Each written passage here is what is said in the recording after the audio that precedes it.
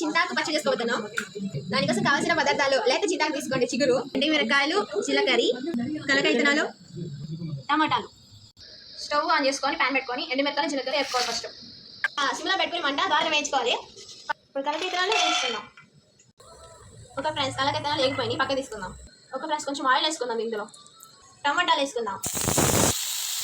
Okay friends, ఇందులో కొంచెం పసుపు వేసుకుందాం. ఇందులోనే చింతాకు చిగురు వేసుకుందాం. మిక్స్ చేసుకోవాలి. మూత పెట్టేసి ఫ్రెండ్స్ ఇవన్నీ మిక్సీ వేసి రుబ్బుకుందాం. కొంచెం కల్లుప్పు, కొంచెం రుబ్బుకున్న తర్వాత ఇందులో తెల్లగడ్డ, టమాటా, చింత చిగురు మిశ్రమం వేసుకొని రుబ్బుకోవాలి. ఓకే ఫ్రెండ్స్, మనం పచ్చడి వేసుకుందాం. దీన్ని తాలింపు పెట్టుకుందాం. ప్యాన్ పెట్టి కొంచెం ఆయిల్ వేసుకుందాం.